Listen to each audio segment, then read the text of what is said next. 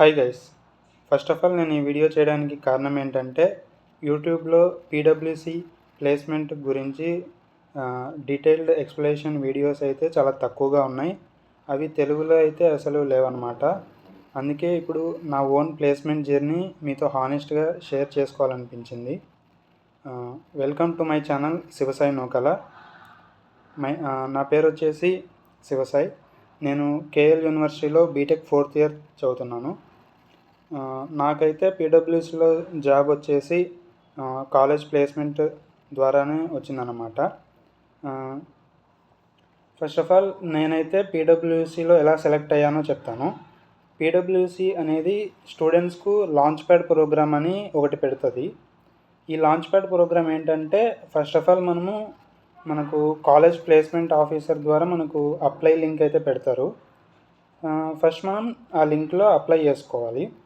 Basic details అన్నీ fill చేసి resume fill చేసి అప్లై చేయాలి. చేసిన తర్వాత మనకు షార్ట్ లిస్టెడ్ లిస్ట్ పెడతారు.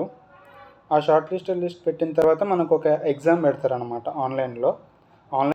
ఈ ఎగ్జామ్ ఏంటంటే 20-25 క్వశ్చన్స్ ఎంసీక్యూస్ ఉంటాయి. అలాగే 2-3 కోడింగ్ క్వశ్చన్స్ ఉంటాయి. ఈ కోడింగ్ క్వశ్చన్స్ వేటి మీద ఉంటాయంటే మామూలుగా ప్రాబ్లమ్ సాల్వింగ్ అండ్ ఎస్క్యూఎల్ మీద కూడా ఉంటాయి.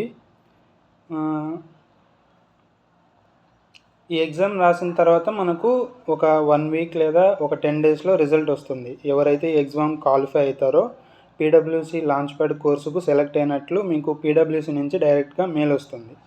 ఆ తర్వాత మనకు ఒక కోర్స్ అసైన్ చేస్తారనమాట. నేనైతే పీడబ్ల్యూసీ డేటా అనలిటిక్స్ స్ట్రీమ్ కింద సెలెక్ట్ అయ్యాను. ఈ కోర్స్ అనేది బేసికల్గా మనకు 4 months ఉంటుంది. ఈ 4 monthsలో మనకు డిఫరెంట్ మాడ్యూల్స్ ఉంటాయి. ఈ మాడ్యూల్స్ అన్నీ కంప్లీట్ చేసి ఎవ్రీ మాడ్యూల్కు మనకు ఒక ఎగ్జామ్ పెడతారు. ఆ ప్రతి ఎగ్జామ్లో మనము 70% దాకా క్వాలిఫై. ఈ 4 మాడ్యూల్స్కు మనకు 4 ఎగ్జామ్స్ పెడతారు. ఎవ్రీ మంత్ ఉంటుంది. ఈ ఎవ్రీ మంత్ ఎగ్జామ్లో మనము మినిమం క్వాలిఫికేషన్ పర్సెంట్ వచ్చేసి 70% అనమాట. ఈ ఎగ్జామ్స్ ఎలా ఉంటాయంటే మనం ఏదైతే కోర్సులో నేర్చుకున్నామో వాటికి సంబంధించిన ఎంసీక్యూస్ ప్లస్ కోడింగ్ క్వశ్చన్స్ ఉంటాయి. తర్వాత ఈ 4 months కోర్స్ డ్యూరేషన్ అయిపోయిన తర్వాత మనకు మళ్ళీ ఒక ఎగ్జామ్ పెడతారు, ఫైనల్ ఎగ్జామ్. ఈ ఫైనల్ ఎగ్జామ్లో కూడా మనము 70% తెచ్చుకోవాలి. కోర్స్ అయిపోయిన తర్వాత మాకైతే 1 month తర్వాత సెలక్షన్ లిస్ట్ పెట్టారు. ఎవరైతే ఇంటర్వ్యూకి సెలెక్ట్ అయ్యారో వాళ్ళ లిస్ట్ పెట్టారు. ఈ ఇంటర్వ్యూ ఎలా ఉంటుందంటే ఆన్లైనే ఉంటుంది. బేసికల్గా గూగుల్ మీట్స్ లేదా మైక్రోసాఫ్ట్ టీమ్స్లో పెడతారు.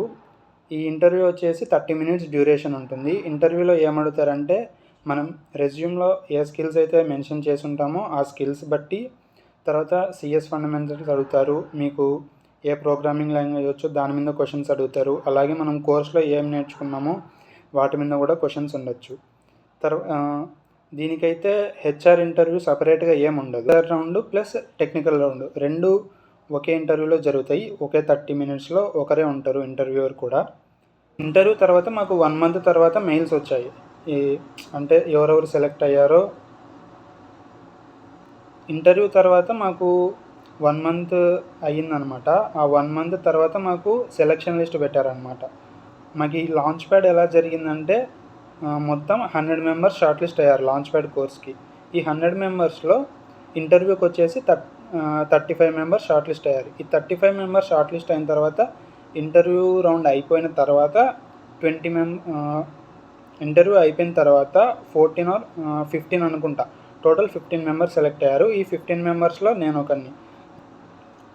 ఈ పీడబ్ల్యూసీ ఎలా అంటే ఓన్లీ కాలేజ్ అంటే మీకు కాలేజ్ ద్వారా మీరు పీడబ్ల్యూసీలో జాయిన్ అవ్వాలంటే కేవలం లాంచ్ ప్యాడ్ ప్రోగ్రామ్ ఒకటే అనమాట చాయిస్ స్టూడెంట్స్కి అయితే.